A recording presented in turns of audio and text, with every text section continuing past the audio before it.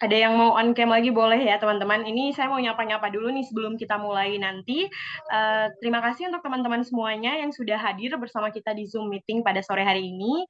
Khususnya untuk teman-teman panitia dan juga teman-teman peserta. Teman-teman peserta yang sudah hadir dan turut serta mengambil bagian pada sore hari ini.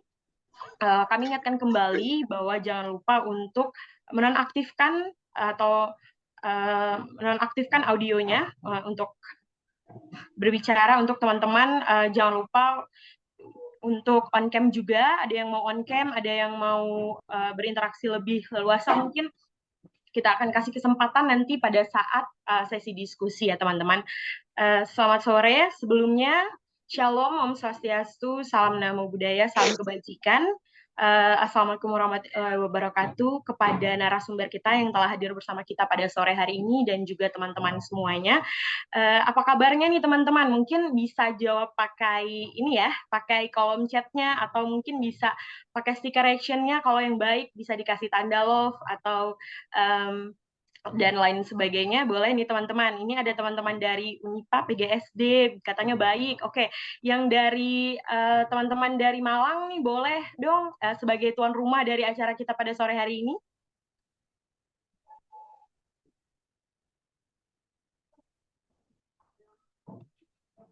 Oke, semoga kita semua dalam keadaan yang sehat walafiat ya teman-teman, karena sekarang lagi musim hujan, di mana-mana hujan, di mana-mana banjir dan lain sebagainya, maka kita perlu untuk menyiapkan diri, perlu prepare untuk kesiapan menyambut musim penghujan ini, dan tentunya pada sore hari ini juga kita akan berbicara lebih banyak mengenai kesiapan kita dalam digitalisasi dan juga pemberitaan hoax di masa dan di tahun-tahun politik ini.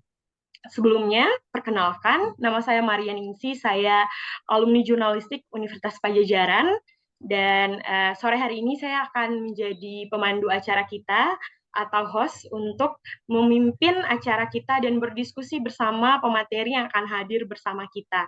Nah, teman-teman, tanpa berlama-lama mungkin saya langsung saja ya memperkenalkan pemateri kita kepada teman-teman nih. Tentunya pemateri kita pada sore hari ini tidak jauh-jauh dari topik kita, yakni kecakapan digital dan hoax di tahun politik. Oke, boleh teman-teman panitia ya. Setelah hadir dan bergabung bersama kita, selamat sore Ibu. Halo, selamat sore. Ya, dan teman-teman perkenalkan ini adalah Ibu Asfira Rahmat, M.Med Ibu Aswira Rahmat ini adalah dosen dari program studi ilmu komunikasi Universitas Tribuana Tunggadewi Malang, dan tentunya Ibu ini adalah anggota jaringan pegiat literasi digital dan juga pembicara aktif selama 3 tahun belakangan yang terhitung sejak tahun 2021 tentang literasi digital, dan tentunya ini akan berkaitan erat dengan apa yang akan kita bahas pada sore hari ini. Mungkin Ibu mau sapa teman-teman dulu sebelum Ibu memulai presentasi, Bu? Halo semuanya, salam kenal. Oke, mungkin teman-teman juga di sini mungkin mereka juga bingung ya Bu ya, kayak oke, ini kita masuk di tahun politik, kita akan dihadapkan dengan banyak pemberitaan-pemberitaan politik seperti itu. Maka kita perlu untuk menyiapkan diri gimana caranya kita menerima pemberitaan-pemberitaan itu. Mana kita harus pilih, mana yang baik, mana yang tidak baik, mana yang benar, maupun mana yang salah atau hoax gitu. Nah, teman-teman berbicara mengenai kecakapan digital dan juga hoax di tahun politik, mungkin lebih pakemnya Ibu Asfira ya yang akan menjelaskan pada kita semua. Boleh Ibu, silakan. Oke, boleh. Baik, terima kasih Kak Maria. Seperti yang diungkapkan oleh Kak Maria tadi bahwa memang saat ini memang lagi rawan-rawannya ya, apalagi kurang lebih ya 1 bulan lagi kita menuju pemilu dan kita di usia yang memang untuk pertama kali mungkin buat teman-teman nyoblos kan ya, dan memilih siapa pemimpin kita nantinya untuk negara Republik Indonesia ini. Dan kebetulan 3 tahun terakhir ini ke belakang saya memang aktif di kegiatan literasi digital dan yang bekerja sama dengan Kementerian Informatika, Kominfo, di mana memang memberikan informasi, memberikan sharing terkait dengan bagaimana sih kita melihat media digital saat ini. Karena saat ini banyak banget yang namanya hoax ya, gitu. Dan sebelum itu saya izin share screen. Ini langsung ya untuk materi ya.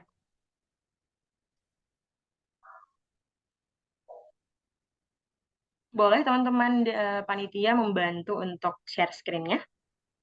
Ini saya share screen sendiri sih. Oke, baik, siap Bu.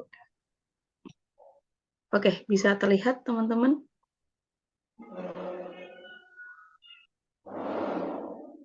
Sudah Baik. bisa, cuma mungkin bisa digeser sedikit Bu, terpotong Baik. di tampilan layarnya.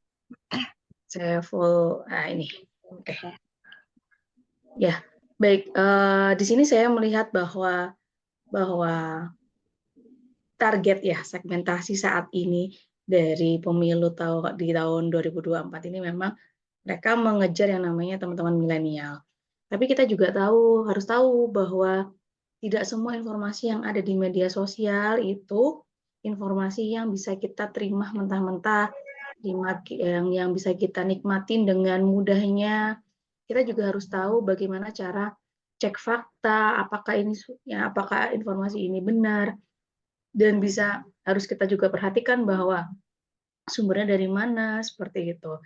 Jadi, sebelum kita berbicara mengenai hoax itu apa, kita harus tahu dulu bahwa kemampuan dasar terkait dengan bagaimana cara kita untuk bisa mengetahui dan memahami terkait dengan hoax atau terkait dengan sesuatu yang berkaitan dengan media sosial atau media digital itu masuk pada ranah cakap bermedia digital. Di mana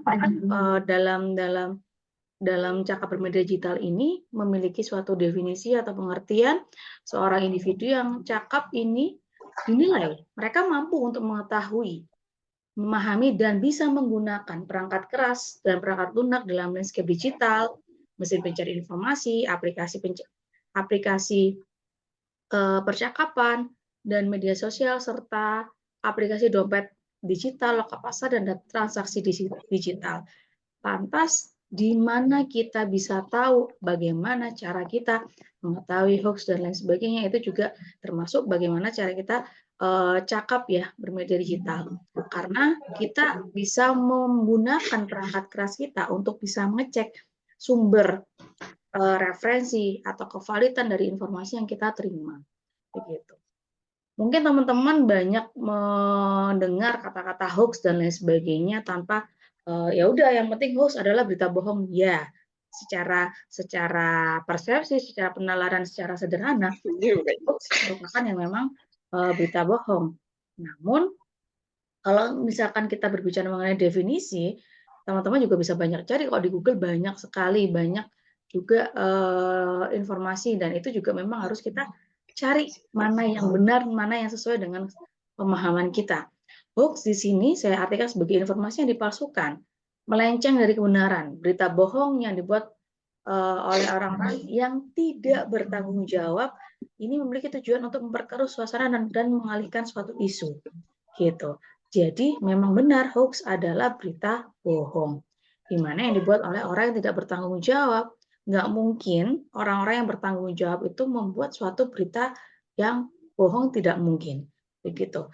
Biasanya hoax ini disebar oleh, kalau bahasanya di ini ya, di teman-teman politik, itu disebar oleh buzzer.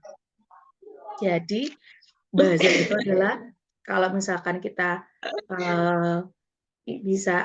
kita pemahaman secara mudah, buzzer itulah orang yang dibayar untuk menyebarluaskan berita-berita bohong ini. Gitu. Mereka dibayar, guys. Jadi kalau misalkan ada tawaran untuk jadi buzzer, ya kita juga harus pikir-pikir, gitu. Boleh nggak sih Bu kita menerima tawaran jadi buzzer? Pilihannya nanti teman-teman bisa nanti sampai akhir ya. Itu pilihannya di situ nanti, gitu. Nah, kenapa hoax ini menjadi salah satu yang memang yang perlu diperhatikan, karena per triwulan pertama di tahun 2023 Kominfo mengidentifikasi sekitar 425 isu hoax, di mana itu sudah disiarkan. Saya ambilnya dari siaran pers nomor 50 dari Kominfo per tanggal 6 April 2023. Bahkan dengan rincian bahwa di tahun 2023 itu di Januari menemukan 147 isu hoax dalam 1 bulan, bulan Februari 117 dan bulan Maret 161 hoax. Jadi kalau misalkan kita akumulasi dalam 1 tahun bisa-bisa ya kurang lebih hampir 1.000 hoax, ya kan? Gitu. Setiap bulannya aja 100 berarti 12 bulan ya kurang lebih ya hampir 1.000-an hoax ya yang memang dekat dengan kita gitu. Karena kita selalu mengakses yang namanya ini, yang namanya media sosial. Kita selalu tidak bisa lepas dari yang namanya HP, laptop, komputer, dan lain sebagainya. Seperti itu. Nah, ini adalah total dari temuan isu hoax saya juga kutip dari Kominfo dari per Agustus 2018 sampai 2023. Total ada 11.357. Kita tidak bisa membayangkan bagaimana banyaknya isu-isu berita bohong yang memang sangat bertebaran di sana dan banyak sekali orang-orang tuh menelan mentah-mentah seperti itu gitu. Dan temuan isu hoax itu per kategori pun juga ini juga ada di Kominfo. Teman-teman kalau misalkan mau bikin skripsi atau mau bikin artikel apapun itu, sebenarnya kita bisa mengakses berbagai macam sumber informasi itu juga di internet bisa. Saya juga dapat dari websitenya Kominfo ini ya.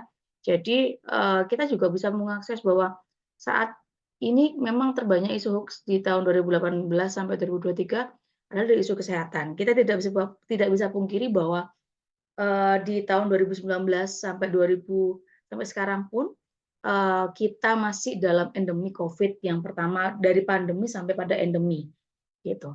Di awal-awal tahun COVID kita sungguh sangat ketakutan dengan berbagai macam isu, berbagai macam berita. Saya sedikit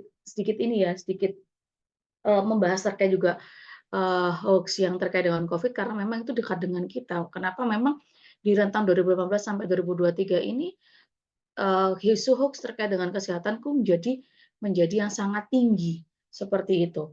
Karena memang COVID waktu itu kan sungguh sangat merebak ya dan berbagai macam isu hoax terkait dengan obat yang ampuh, lalu cara tips dan lain sebagainya, buah ini bisa menangkal COVID dan lain sebagainya, tanpa minum obat bisa ini dan lain sebagainya. Banyak sekali isu-isu yang merebak di media sosial, terlebih lagi di grup-grup WA-nya keluarga.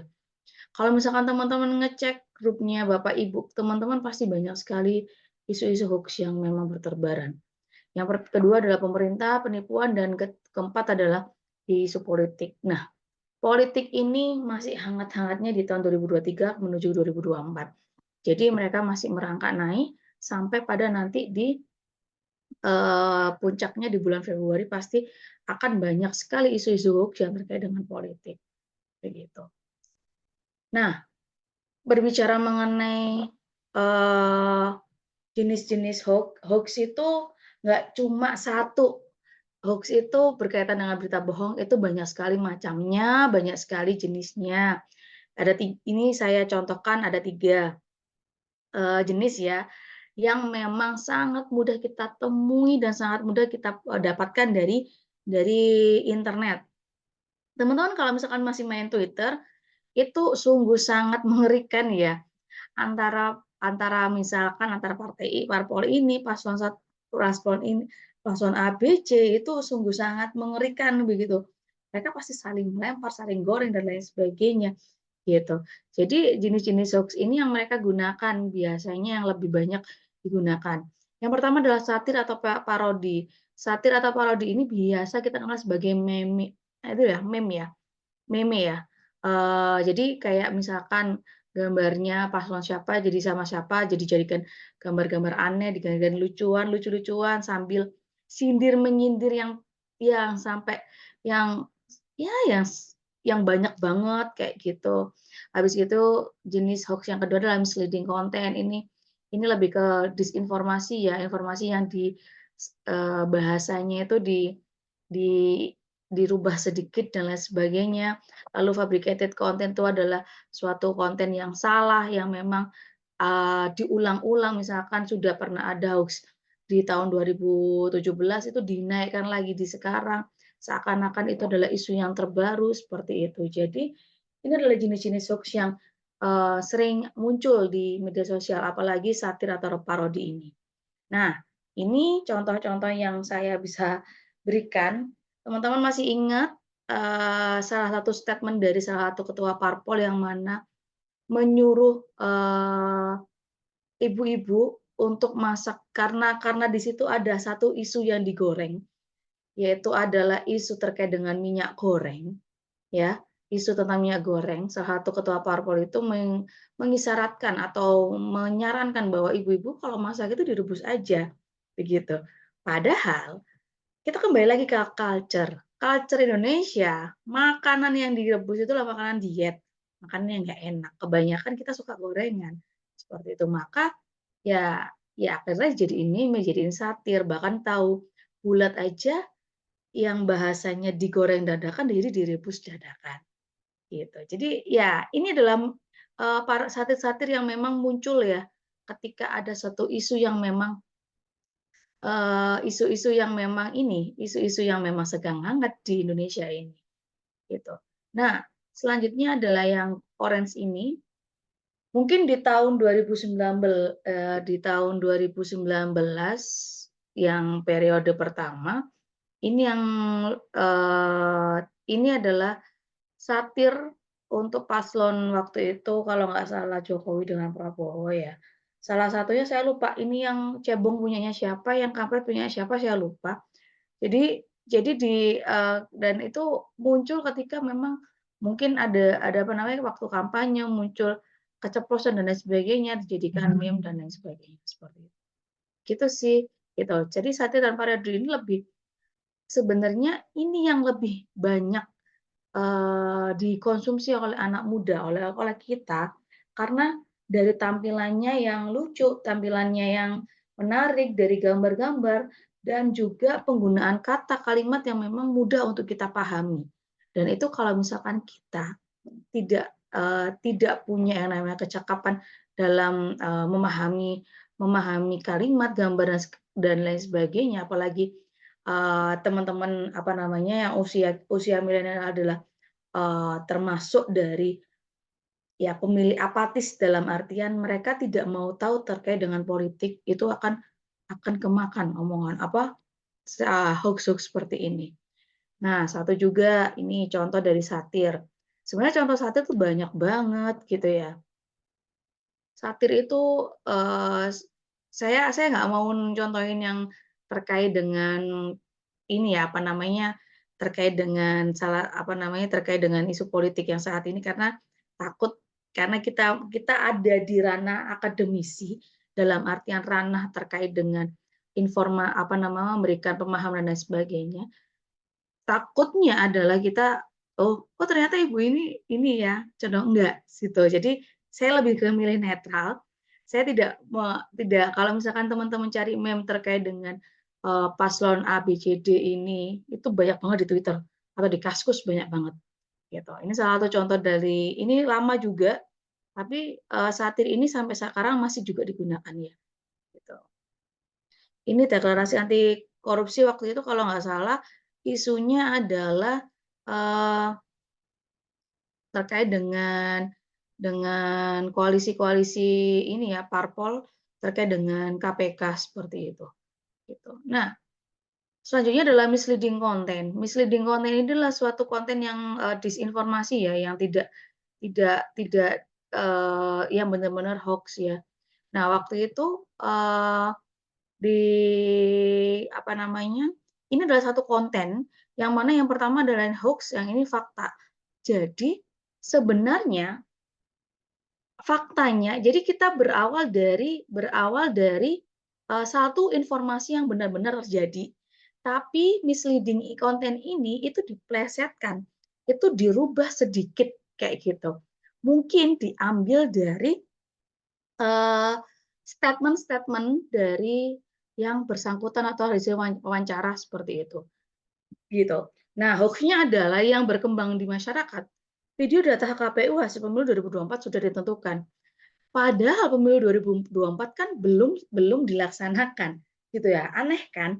Ya, faktanya Ketua KPU telah memberi klarifikasi bahwa informasi tersebut adalah hoax, gitu, dan tidak benar, gitu.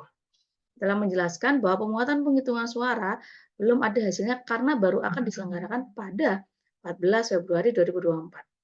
Karena kalau misalkan teman-teman kalau beberapa kali lewat di FYP TikTok saya itu terkait dengan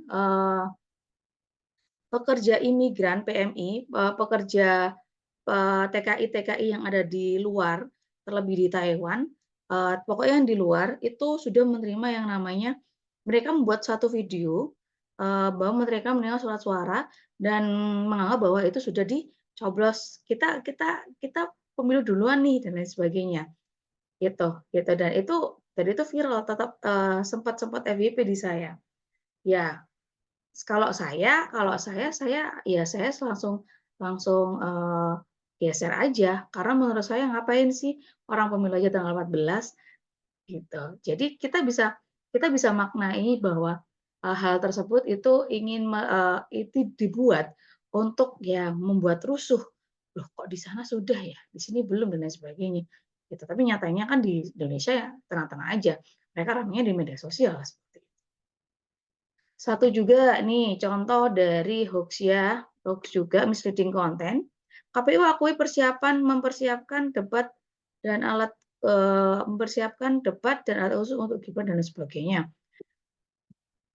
Nah ini juga di ini pesan adanya KPU mengubah format debat dan lain sebagainya. Ini juga misleading ya, misleading konten. Jadi perlu teman-teman tidak apa namanya tidak bisa langsung dipercaya hal-hal seperti ini. Apalagi bagi mereka yang pemuja dari salah satu paslon mungkin atau dari salah satu parpol, itu juga akan bisa menjadikan kita, apa namanya, lebih lebih ini ya, lebih percaya gitu. Padahal hal seperti ini tuh nggak mungkin lah bisa bisa, apa namanya, dengan mudahnya pemerintah itu mengubah format dan langsung bikin smash blast, maksudnya bikin WhatsApp blast atau broadcast dan lain sebagainya. Itu nggak semudah itu. Kita juga harus tahu aturan-aturan tuh pasti ada tata caranya gitu. Jadi semakin kita berwawasan tinggi, semakin kita open minded, kita juga semakin luas wawasan kita, semakin semakin nggak terpapar oleh hoax dengan mudahnya, gitu. Kenapa teman-teman kita atau orang-orang yang mohon maaf yang tidak kuliah, yang tidak sekolah, itu mudah banget terpapar karena mereka itu tadi, wawasannya hanya itu saja. Mereka hanya mendapatkan informasi dari orang yang mereka percaya. Tapi kalau kita bisa mencari semua informasi itu, sesuai dengan kemampuan kita, begitu. Oke. Nah, ini adalah fabricated konten, suatu konten yang salah, di mana ini salah satu contohnya adalah ini bahasanya tuh sudah waktunya Jember bebas Covid, gitu. Di tahun 2021 warga Jember lepas masker dan lain sebagainya. Ketika lepas masker Covid pun, ketika zaman Covid kita lepas masker pun, itu ada peraturannya. Ya, Pak Jokowi, Pak Presiden juga memberikan instruksi surat edaran bahwa kita udah mulai lepas masker. Kalau misalkan informasi-informasi seperti ini tidak diberikan sumber informasi yang jelas, itu juga masuk pada hoax ya. Tuh. Nah, salah satu yang terbaru dari hoax adalah deepfake AI. Lagi tren nih. Jadi kayak misalkan sebenarnya Pak Jokowi paling banyak tuh Pak Jokowi ya. Saya kasihan sama beliau. Beliau sangat banyak banget deepfake AI-nya. Kalau teman-teman cari itu, aduh, beliau yang seharusnya tidak diomongkan oleh beliau itu diomongkan oleh beliau karena deepfake AI ini. Karena kemudahan-kemudahan teknologi kita bisa merubah suaranya orang, membuat suaranya orang dari satu ketikan atau satu narasi seperti itu. Jadi deepfake AI itu kayak kalau misalkan lagi tren itu kayak misalkan, eee, Justin Bieber nyanyi lagunya Lyodra mungkin, kayak gitu, yang lagi rame di TikTok tuh seperti itu. Tapi deepfake AI ini juga digunakan oleh buzzer-buzzer politik untuk membuat seolah-olah si paslon atau seolah-olah parpol tersebut yang berbicara atau tokoh tersebut berbicara untuk mendukung. Itu banyak banget, begitu. Dari mungkin bukan wajahnya, dibuat wajahnya seperti itu, tapi biasanya dari suara, dari wajah, tapi kebanyakan saat ini sih suara sih, yang itu yang agak sedikit ini, membingungkan banyak orang. Lalu apa yang harus kita lakukan saat melihat hoax? Ayo, apa yang harus kita lakukan? Kita nggak mungkin kan kalau melihat hoax ya udah ini aja. Mungkin karena saya yang lakukan. Saya ketika melihat hoax yang pertama adalah ada nggak benar, ya udah selagi ini atau enggak saya report gitu, atau enggak saya iniin, saya blok dan sebagainya biar nggak kebanyakan. Nah, tipsnya adalah anti clickbait. Kalau teman-teman dari komunikasi mungkin dan teman-teman dari jurnalistik mungkin pasti akan atau teman-teman dari media yang kuliahnya dekat dengan media, itu pasti ini sangat dekat yang namanya clickbait. Clickbait itu adalah dari judul itu yang memiliki judul yang memprovokasi ya, dalam artian judulnya apa, isinya apa, lalu isinya apa, lalu biasanya ngambilnya tuh dari badan berita ya, dari body berita itu dijadikan atau dari wawancaranya orang dijadikan judul dan itu yang bikin judul yang memprovokasi yang agar bisa orang itu langsung baca gitu. Biasanya ya yang aneh-aneh judulnya hanya satu kalimat tapi kalimatnya yang aneh-aneh. Jadi kita kita sebagai seorang milenial pun juga tidak mudah percaya dari informasi yang kita terima. Teman-teman juga harus sering-sering cek informasi. Kalau misalkan teman-teman mendukung salah satu parpol atau salah satu paslon, ketika ada buzzer, ketika ada informasi terkait menyerang paslon yang kita sukai, tahan dulu emosinya, begitu. Lebih baik kita kita menahan emosi daripada kita menyebarluaskan suatu hal yang tidak lumrah. Laporkan jika tersebut hoax. Nah, kalau misalkan teman-teman suka nyebar hoax, suka nyebar isu-isu yang nggak jelas, itu bisa dipidana. Jangan jangan dikira kita nyebar-nyebar aja, nge-share seperti itu juga dipidana. Satu lagi, kalau misalkan ada lagi rame, sorry ini saya sedikit menyinggung. Kalau misalkan ada apa namanya, ada link video video porno mungkin itu selalu disebarkan, aku minta teruskan sampai jelek, kayak gitu, sampai banyak. Itu juga jangan, karena nanti takutnya teman-teman bisa dilaporkan sebagai penyebar video asusila dan sebagainya, itu bisa terjadi. Apalagi video tersebut berkaitan dengan misalkan teman kita atau apa dan sebagainya, kalau misalkan tidak terima kan bisa jadi dipidana. Tuh, jadi jangan pokoknya hati-hati ketika menggunakan yang namanya media sosial atau media digital. Nah, ini agak sedikit menyeramkan ya, bahwa hukuman penyebar hoax ini kurang lebih pidananya 6 tahun dan dendanya ini 1 miliar. Kalau nggak salah Ahmad Dhani itu pernah dipidana gara-gara juga menyebarkan salah satu hoax kalau nggak salah. Dia itu, terkait dengan salah satu salah satu tokoh seperti itu, gitu. Jadi ya hati-hati aja karena saat ini Indonesia sudah punya yang namanya UU ITE, orang nggak suka sedikit aja bisa dilaporin ya, apalagi nyebar hoax gitu. Makanya hati-hati pokoknya. Apa ini juga berkaitan dengan kalau misalkan teman-teman teman-teman lihat salah satu postingan dari salah satu paslon atau parpol yang disukain, ya udah deh dilihat aja.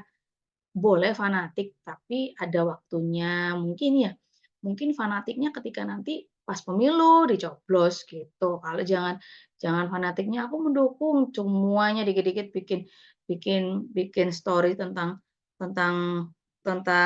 paslon atau parpol tersebut, lalu bikin bikin yang aneh-aneh, seperti itu nggak perlulah saat ini, gitu. Nah, kalau misalkan kita sudah terlanjur menyebar hoax, apa yang kita lakukan? Apa yang harus kita lakukan? Yang pertama adalah kita harus mengakui kesalahan dan meminta maaf terkait dengan hoax yang kita share. Biasanya ini kalau misalkan kalau di kalau di kami, di teman-teman komunikasi Unitri itu, kalau misalkan kan sering banget hoax itu kan nggak cuma di tentang politik aja ya. Kayak misalkan tambahkan berapa orang, sebarkan pesan ini ke 5 grup dan lain sebagainya, nanti, kamu dapat pulsa gratis dan lain sebagainya, misalkan kayak gitu. Itu kalau misalkan masuk ke di WA prodi, itu kami akan bully habis-habisan. Kalau misalkan tidak dihapus, ya itu mereka akan malu sendiri gitu. Terus habis gitu, dapatkan pulsa gratis dari ini, itu kan hoax juga gitu. Tarik atau hapus postingan atau pesan, koreksi kesalahan dan klarifikasi, lalu bagikan informasi yang benar sesuai fakta, kita harus klarifikasi, "Oh sorry guys, tadi hoax ya, ternyata aku juga salah nih," gitu. Kita harus, selalu cek informasi dari berbagai sumber supaya tidak mengulangi kesalahan yang sama.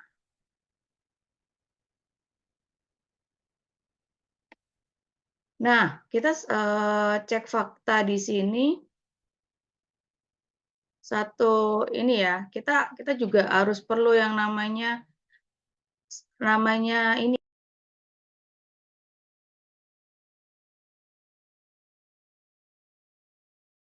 cek fakta juga ya, teman-teman. Jadi, perlu kita kalau misalkan sudah dapat informasi yang kita terima, kita perlu yang namanya cek fakta.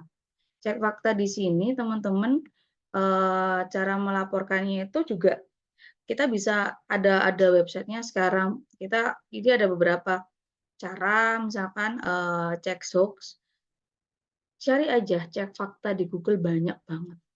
Gitu. Atau lawanhoax.id juga bisa pakai, begitu. Jadi di situ sebenarnya pemerintah itu sudah memberikan banyak sekali memberikan banyak sekali, pilihan buat kita untuk cek fakta, seperti itu. Lalu misalkan ini yang dicari adalah teman-teman bisa GERD, menekan jantung dan lain sebagainya, informasi yang ingin dicari, klik untuk membaca referensi hoax yang ingin kamu ketahui.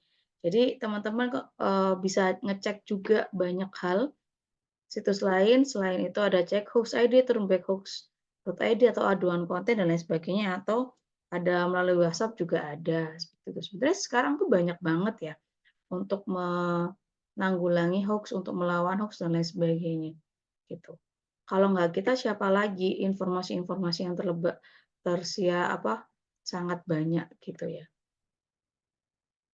Nah, itu aja dari saya teman-teman, terima kasih. Saya kembalikan ke moderator. Ya, terima kasih Ibu Asfira untuk materinya yang tentu saja ini bagus sekali ya teman-teman. Ini sebagai bahan persiapan kita untuk menghadapi tahun politik ini. Bukan menghadapi lagi, tapi kita sudah berada di tahun politik ya Bu ya. Jadi benar-benar kita sudah dihadapkan dengan berbagai fakta, berbagai hoax yang tersebar di masyarakat gitu. Untuk teman-teman mahasiswa, untuk teman-teman yang mungkin yang tahun ini baru menjadi pemilih pemula gitu ya, baru pertama kali nyoblos, ini pelajaran yang sangat berharga itu untuk teman-teman ya, karena teman-teman juga harus perlu tahu gitu sumber informasi tadi seperti yang sudah disampaikan oleh Ibu Aswira mengenai ada beberapa isu ya, dalam hoax itu ada kategori-kategorinya, teman-teman, tidak hanya di dalam dunia politik saja, tapi di bidang kesehatan, bidang pendidikan, hal ini juga bisa terjadi. Dan untuk tadi yang sempat disinggung oleh Ibu Aswira mengenai artificial intelligence atau AI ya, teman-teman tahu sekarang banyak sekali open source AI yang teman-teman bisa tahu fakta dan data dari sana, dan juga teman-teman juga bisa untuk menciptakan sebuah hoax juga dari sana, yaitu tadi seperti yang disampaikan oleh Ibu. Ada juga tadi banyak sekali ya materi yang bisa kita ambil pada sore hari ini, dan tentunya di sesi diskusi ini teman-teman, saya persilakan teman-teman untuk bertanya dengan format mungkin teman-teman bisa, yang mau on mic boleh, yang mau off mic, dan boleh menggunakan fitur raise hand-nya, langsung ajukan pertanyaan, perkenalkan diri terlebih dahulu ya, nama dan juga asal, universitas dari mana, lalu langsung bisa bertanya kepada Ibu Aswira mengenai materi yang sudah disampaikan oleh Ibu tadi. Saya juga berharap bahwa teman-teman tadi semuanya mendengarkan ya. Apa di sini ada yang sambil rebahan karena udaranya juga sangat mendukung untuk tidur? Untuk teman-teman boleh nih untuk bertanya kepada Ibu Aswira. Mungkin ada juga punya pengalaman teman-teman yang ikut dunia perpolitikan gitu ya, teman-teman dari di sini ada teman-teman dari NGK Dialektis, mungkin ada yang punya pengalaman terkait dengan isu-isu hoax ini, boleh untuk kita diskusi bersama atau menyinggung sedikit tentang pemateri yang disampaikan oleh Ibu Aswira tadi. Ada yang ingin bertanya, teman-teman? Boleh untuk on mic, atau mungkin masih malu-malu boleh chat ya di kolom chatnya.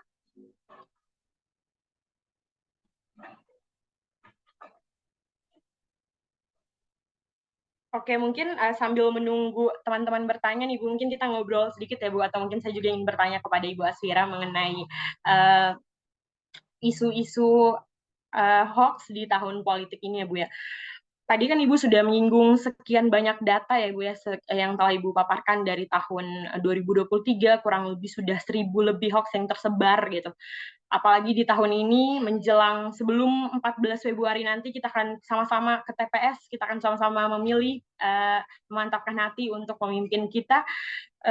Mungkin dari pengalaman Ibu sendiri di Kemenkominfo yang mungkin tadi jadi pembicara dan lain-lain gitu, ada nggak sih Bu hal-hal yang bisa membuat apa ya, istilahnya teman-teman ini kan teman-teman milenial ya, masa peralihan, masa ingin mencari tahunya lebih tinggi, tapi kadang dengan adanya AI, dengan adanya kecerdasan-kecerdasan buatan ini, kadang juga bisa membuat apa ya istilahnya, semangat yang menggebu-gebu untuk memilih ini, akhirnya mereka pun bingung gitu Bu. Maksudnya ini salah satu penentu.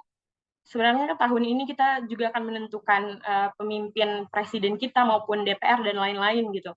Nah, Ibu dari pengalaman Ibu di Kemenkominfo kemarin juga mungkin, atau di kampus terkait dengan pemilih seperti atau persiapan apa sih yang harus dilakukan oleh teman-teman milenial gitu, teman-teman masa peralihan ini gitu. Oke, sebenarnya yang bisa kita lakukan adalah stalking ya. Itu yang paling mudah dan berdekat dengan kita, karena memang kita perlu mencari, apa namanya, mencari latar belakang dari setiap anggota, dari setiap, anggota DPR dan lain sebagainya, caleg atau paslon presiden, seperti itu. Jadi, ya kita sering-sering gunakan media sosial dengan baik itu yaitu mencari latar belakang mereka, seperti itu. Kalau misalkan kita kita sudah sreg dengan salah satu caleg misalkan, ya kita cari aja latar belakangnya seperti apa. Pasti ada jejak digitalnya, teman-teman. Makanya itu, kita kita ini berbicara mengenai apa namanya, dipermudah dengan di era new media ini dipermudah dengan berbagai macam aplikasi, informasi yang bisa kita akses dan lain sebagainya, itu sangat banget dipermudah, tapi plus minusnya banyak. Plusnya adalah kita bisa mencari latar belakang paslon melalui media sosial, meskipun orang kita tidak kenal. Saya bisa kok mencari saya bisa mencari latar Mbak Maria, Kak Maria Ningsih ini di Google tuh pasti akan keluar semua, apalagi pernah kuliah di Unpad ya, jadi itu akan mudah gitu. Saya tahu pasti akan PDPT-nya di mana, dia lulus berapa semester dan lain sebagainya, mata kuliah dia ambil itu berapa, itu mudah banget. Karena kita anak milenial yang hobinya stalking, yaitu adalah kita sangat mudah untuk bisa mencari mencari apa namanya, mencari informasi lewat stalking itu. Gitu. Kenapa kita nggak melakukan dari hal yang kita sukai aja, begitu. Lewat stalking kita bisa tahu kok, oh ternyata paslon A, B, C, D itu seperti ini, caleg A, B, C, D itu seperti ini ya. Wah, tuh. Itu kenapa? Karena negatifnya ketika kita apa namanya dalam bermedia digital atau bermedia sosial itu, negatifnya apapun yang kita lakukan di media sosial itu sudah terekam secara langsung jejak digital kita. Jadi hati-hati teman-teman, memposting apapun di media sosial itu teman-teman pastikan itu sesuai dengan norma dan nilai yang berlaku di lingkungan teman-teman di Indonesia dan lain sebagainya. Jangan sampai memposting suatu hal yang aneh-aneh.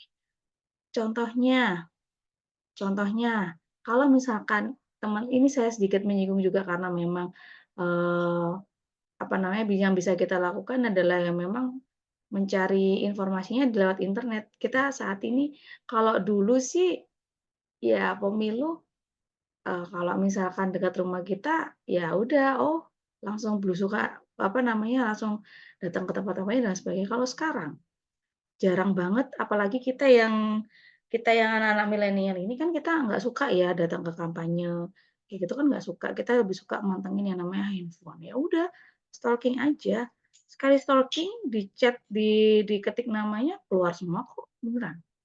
Itu untuk meyakinkan kita bahwa pemimpin yang akan kita pilih itu adalah orang yang sesuai dengan visi kita nantinya ke depannya, begitu. Iya, oke. Terima kasih Ibu. Berarti teman-teman bisa stalking ya Bu ya, track record, latar belakang dari para paslon gitu. Tidak hanya stalking hal-hal yang misalnya yang lain-lain, tapi di tahun politik ini kita bisa stalking mengenai latar belakang atau background paslon. Oke, selanjutnya ini ada pertanyaan Bu dari Beatrix Uta. Ingin bertanya bagaimana ini mengenai perubahan atau banjir informasi yang begitu besar yang kita terima saat ini. Nah, kira-kira bagaimana seharusnya kita melihat ini sebagai sebuah tantangan sekaligus hal yang positif dalam pemanfaatan kemajuan teknologi digital untuk mengatasi hal-hal sosial, ekonomi, dan politik publik, Ibu. Oke, benar sekali bahwa saat ini kita memang benar-benar banjir informasi, semuanya kita telan mentah-mentah ya, gitu. Jadi kalau misalkan tantangan, gimana seharusnya kita melihat ini sebagai sebuah tantangan. Ini adalah suatu ini ya, tantangan, maksudnya,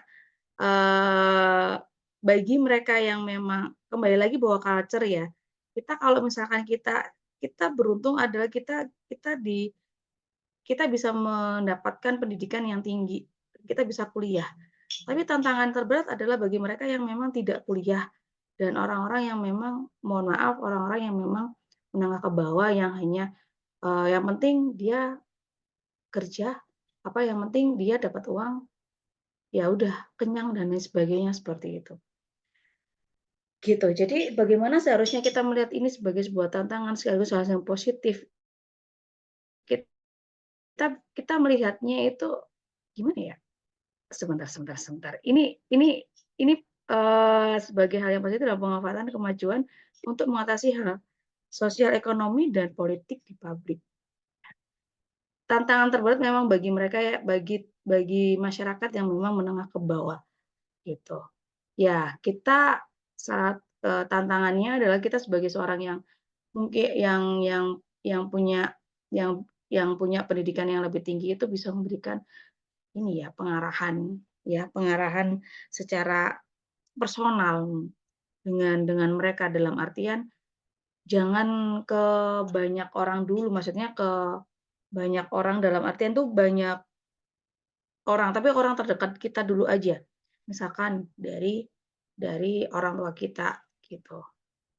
kita banyak-banyak memberikan informasi kepada orang tua kita terkait informasi yang memang terjadi saat ini, gitu. Apalagi saat ini terkait dengan pemilu, seperti itu. Jadi, ya kita harus memanfaatkan hal tersebut sih dengan memberikan edukasi kepada, orang terdekat kita untuk bisa memahami bahwa setiap informasi itu tidak benar semuanya.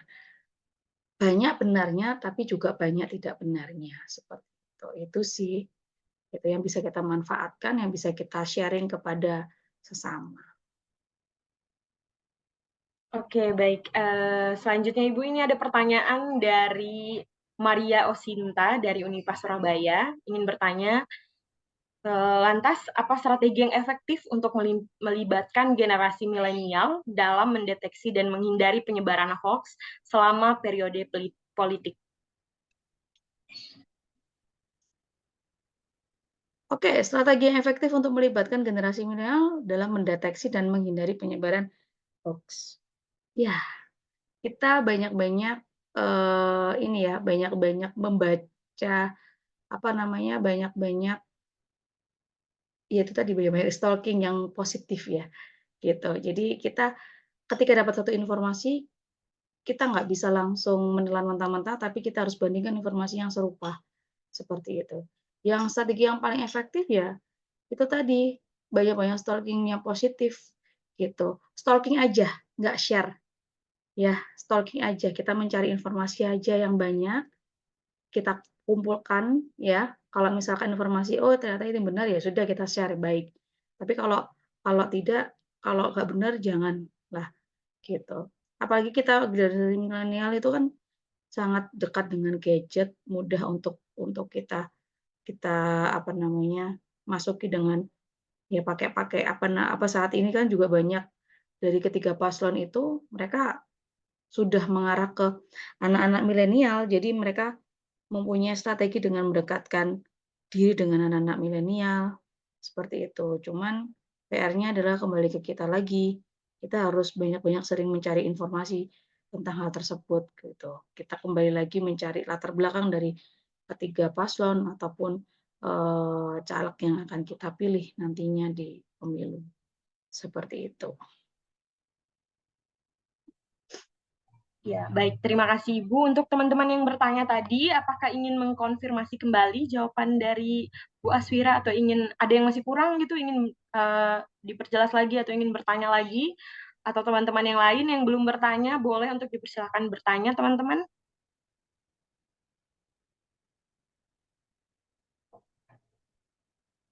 Dari saudara Beatrix ya tadi, ada tambahan?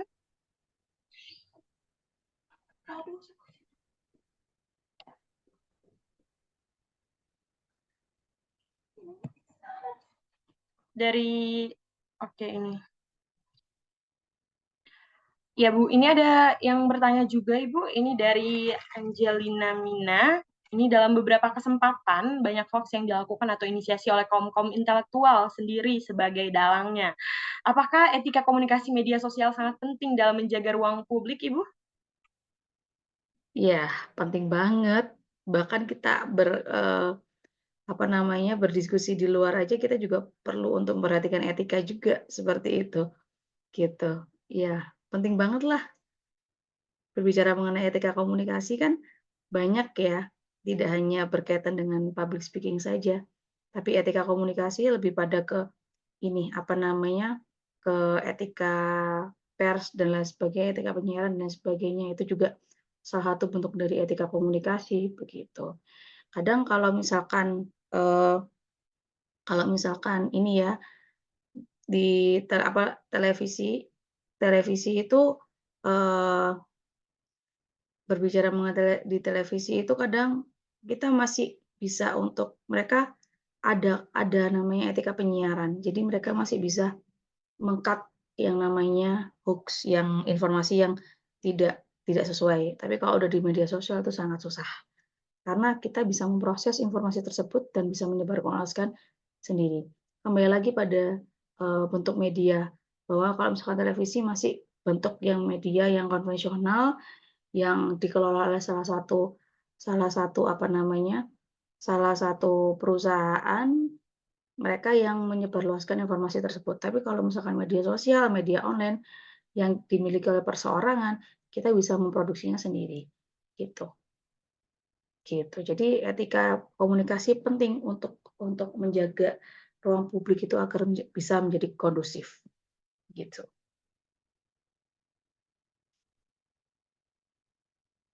Oke, baik. Dari teman-teman yang lain masih ada kesempatan untuk 2 penanya lagi sebelum kita akhiri sesi diskusi. Ada yang ingin bertanya mungkin ya mengenai tadi Ibu juga sempat menyinggung soal open source intelligence verification gitu ya, tentang fact checking.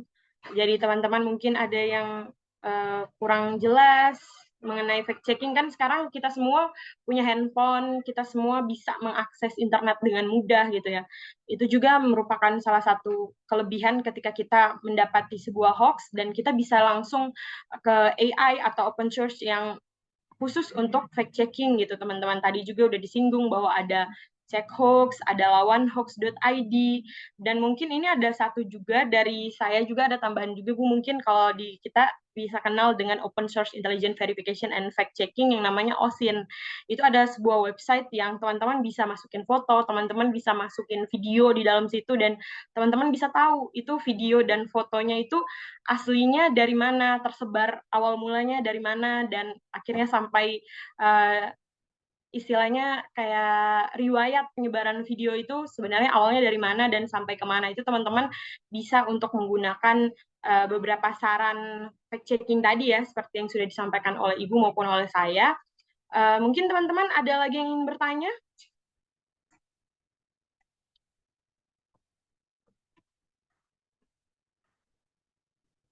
Ayo teman-teman jangan malu-malu ya, boleh untuk menggunakan fitur raise hand-nya atau langsung menggunakan kolom chat, teman-teman boleh untuk chat.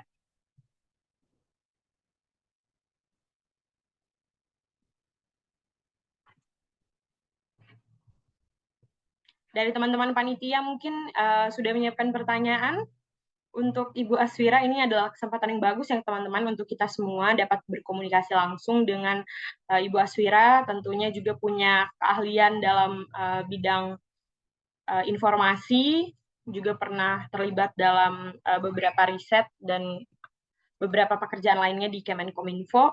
Mungkin teman-teman ada yang ingin bertanya, boleh nih. Jangan malu-malu ya.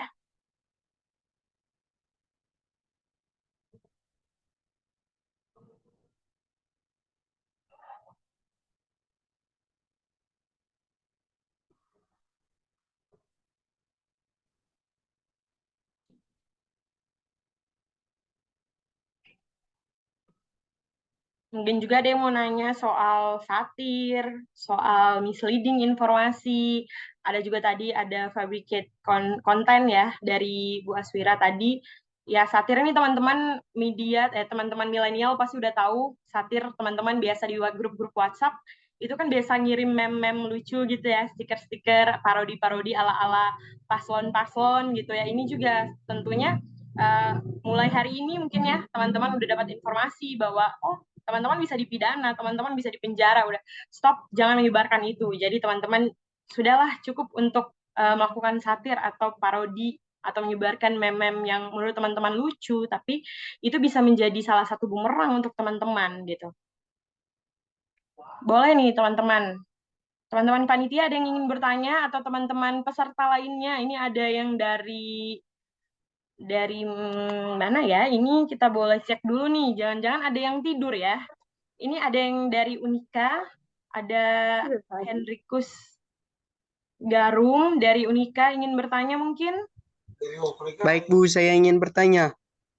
Maaf Oke, boleh. kameranya. Baik Ibu, saya ingin bertanya karena sejauh perluasan materinya tadi lebih banyak penyebaran berita hoax melalui media digital. Tapi yang paling tinggi sekarang itu kasus berita hoax yang mudah dipercaya oleh semua masa di kalangan masyarakat maupun dengan mahasiswa itu ketika penyebar hoax itu adalah bukan melalui media digital tetapi berpapasan langsung dia membicarakan langsung memberikan berita yang secara terang-terangan seakan itu akan terjadi dan itu akan mudah dipercaya oleh kalangan mahasiswa ataupun masyarakat. Kira-kira Ibu kalau masalahnya seperti itu bagaimanakah langkah atau strategi untuk mengatasi agar kita juga tidak mudah untuk terjerumus dalam hal ini. Mohon pencerahannya Ibu, terima kasih.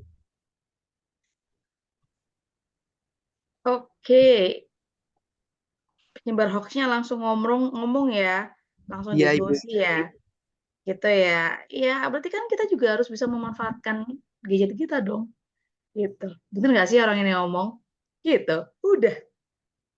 Jadi ketika itu kan kita boleh kan berpendapat ketika mereka berbicara seperti itu, berarti kita punya bisa memberikan feedback ya dalam artian, ada isu ini nih.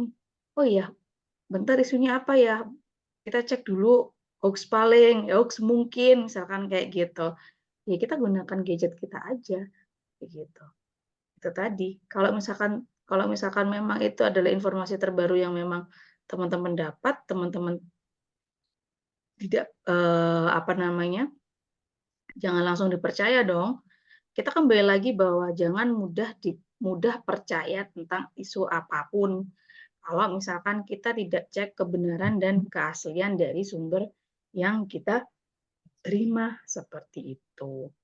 Jadi gunakanlah handphone kalian untuk suatu hal fact checking terkait dengan hoax yang dibicarakan meskipun ngobrolnya langsung, ya kan? Saya sering melakukan hal seperti itu. Kadang ini orang ini nggak benar ya udah, gitu. Udah diiyakan tapi tidak ditelan mentah-mentah, gitu. Kita perlu kok menjadi seseorang yang seperti itu, nggak apa-apa. Begitu Hendrikus. Oke, bagaimana Saudara Hendrikus? Apakah bisa diterima? Baik Ibu, sangat puas bisa diterima. Terima kasih banyak Ibu mau pencerahannya. Ya, jadi selanjutnya ini ada satu penanya lagi. Mungkin ada teman-teman yang ingin bertanya. Saya masih buka satu penanya lagi untuk teman-teman yang ingin bertanya. Boleh untuk on mic atau menggunakan fitur raise hand dan juga menggunakan kolom chat. Halo Kak, izin bertanya Kak. Ya, boleh silakan. Sebelumnya perkenalkan nama saya Maria Konselina Mogi. Saya dari Universitas Udayana. Di sini saya ingin bertanya kepada Ibu pembicara terkait tadi Ibu sempat menyinggung tentang video data KPU hasil pemilu 2024 yang sudah ditentukan yang merupakan hoax. Jadi di sini saya ada sedikit ada kaitannya. Saya sempat menonton salah satu podcast seorang tiktokers yang mengundang seorang mantan pengacara dan di situ membahas sempat menyinggung tentang bahwa KPU itu sudah set up tentang pilpres. Nah, mungkin dari pernyataan ini mungkin Ibu saya ingin bertanya apakah pernyataan dari narasumber ini apa kita perlu dipertimbangkan atau kita tidak menerima, tapi untuk nantinya kita perlu memastikan apakah pemilu 2024 ini berjalan dengan jujur, adil, dan demokratis. Mungkin seperti itu aja, Ibu. Sekian pertanyaan dari saya. Terima kasih, Ibu.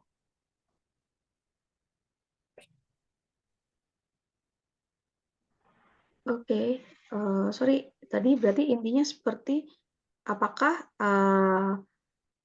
yang dari narasumber itu bisa kita bagaimana? Bisa untuk yang tadi loh. Oh ya, Ibu. Apakah dari pernyataan narasumber dalam podcast tersebut, apa kita perlu menerima pernyataan tersebut atau kita tidak terburu-buru untuk menilai bahwa itu benar-benar terjadi Dan kita perlu memastikan apakah pemilu 2024 ini berjalan sesuai dengan berjalan dengan jujur, adil, demokratis. Mungkin seperti itu aja, Ibu. Oke, baik. Yang memang harus kita lakukan adalah kita tidak terburu-buru untuk langsung menelan mentah-mentah. Kembali lagi ke yang materi yang tadi saya sampaikan, bahwa kita tidak bisa langsung menerima hal tersebut, tidak mudah percaya dengan apapun yang di-share. Begitu. Jadi kadang ya kita kan namanya juga podcast ya. Kalau bisa orang media kan kita nggak tahu itu dikatnya sampai mana dan sampai mana. Itu yang sungguh sangat mengerikan, teman-teman. Begitu. Jadi teman-teman kalau di sini kalau misalkan ada podcast, tidak semua apa yang ditampilkan di podcast itu real adanya atau jujur nyata dan seperti yang kita bayangkan, yang seperti yang diceritakan. Kita juga penting untuk mencari sumber informasi tersebut itu benar atau enggak. Tetap kita meskipun mungkin teman-teman nanti juga pasti dari apa yang saya sampaikan, silakan kok mencari di internet, enggak apa-apa. Jadi makanya kenapa ketika berbicara mengenai apalagi berbicara di depan umum, kita harus memang perlu ada yang namanya sumber referensi yang perlu kita bawa. Kalau misalkan ada sumber referensi yang tidak kita bawa, itu perlu ada pertanyaan lebih lanjut, begitu. Gitu sih untuk menghindari hal-hal yang tidak kita inginkan, kita termakan oleh hoax dan lain sebagainya, seperti itu. Baik, Ibu, terima kasih untuk penjelasannya. Bagaimana Saudara Aileen?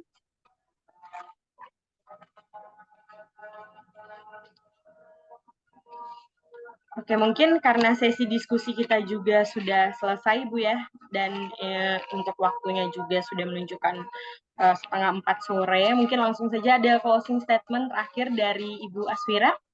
Boleh, Ibu? Oke, ya mungkin closing statement saya, teman-teman di sini kita semua akan menghadapi yang namanya pemilu ya. Tidak hanya saya saja, tapi teman-teman yang sudah memiliki KTP pasti akan menjadi seorang pemilih, apalagi menjadi seorang pemilih pemula. Yang pasti adalah bijak untuk menggunakan yang namanya media sosial, tidak mudah percaya, share, pikir dulu sebelum nge-share gitu. Jadi itu saja pesan saya, teman-teman, terkait dengan kecakapan digital ini. Dan satu juga, teman-teman jangan menjadi pemilih yang apatis ya. Meskipun kita tidak tahu apa yang kita pilih, paling tidak kita bisa berkontribusi untuk kemajuan Indonesia ini. Ya, terima kasih Ibu untuk closing statement-nya. Ini mungkin saya bisa ulangi sedikit ya untuk 3 closing statement yang penting dari Ibu Aswira, selain dari pematerian yang tadi benar-benar bisa membuat kita terbuka gitu akan pemikiran terhadap hoax ini.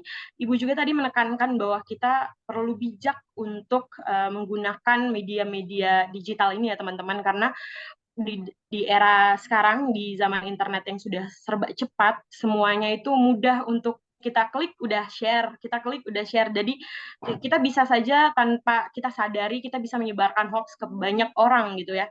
Dan yang kedua itu kita tidak mudah percaya ya teman-teman, bahwa kita harus punya sebuah mindset yang bahwa apapun yang kita terima harus kita cross check kembali, seperti itu.